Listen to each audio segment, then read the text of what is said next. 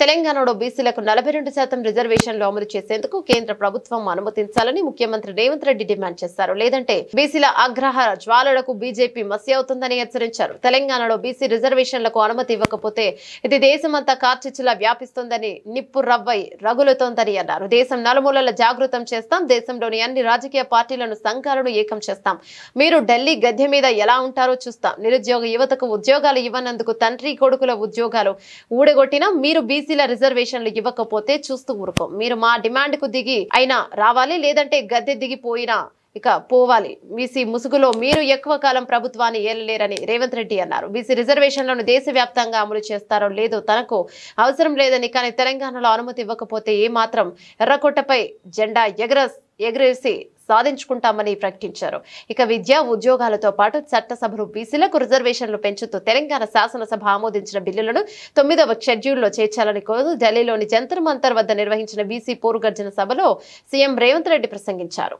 నేను ఇప్పుడు అడుగుతున్న నరేంద్ర మోడీ గారు, అయ్యా మేము మా రాష్ట్రంలో చేసుకుంటామని అడిగినాం, నీ గుజరాత్ లో చేయమని మేము తీర్మానం చేయలే, నీ ఉత్తరప్రదేశ్ ప్రభుత్వంలో చేయమని తీర్మానం అడగలే, మీ మధ్యప్రదేశ్ లో మీ ప్రభుత్వంలో చేయమని అడగలే.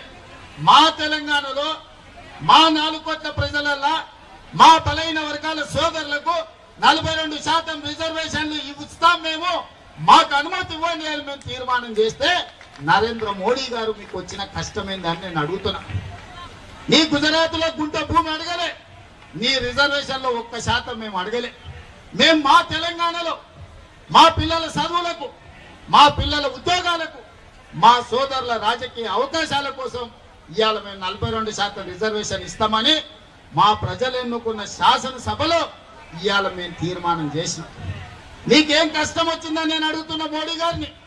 నీ దాంట్లో భాగస్వామ్యం అడగలే, ఢిల్లీలో నీ కుర్చీ కూడా మేము అడగలే, ఎర్రకోట మీద మేము జెండా ఎగరేస్తామని చెప్పలే. మా దగ్గర మా బలైన వర్గాల లెక్క తేలింది, మా రిజర్వేషన్లు పెంచుకుంటాం, మాకు అనుమతి ఇవ్వండి మోడీ గారు మహాప్రభు అని అక్కడి నుంచి తీర్మానం పంపించిన. అయినా పలకలే. బండి సంజయ్ని కలిసిండు, ధర్మపురి అరవింద్ని కలిసిండు, కిషన్ రెడ్డిని కలిసిండు. మా పిల్లలు విజ్ఞప్తి చేసిరు, మా సోదరులు పోయి డిమాండ్ చేసిండు. వాళ్ళు పలకలే, వాళ్ళు మళ్ళీ చూడలే. అందుకే ఇవాళ గల్లీలో ఉండి చెప్తే మీకు వినిపిస్తలేదు, అందుకే ఢిల్లీకి వచ్చి చెప్తాం, మోడీ గారు మీరు వినండి, జంతర్ మంతర్లో మా గొంతు వినిపిస్తున్నాం. ఇవాళ ఢిల్లీకి వచ్చినాం.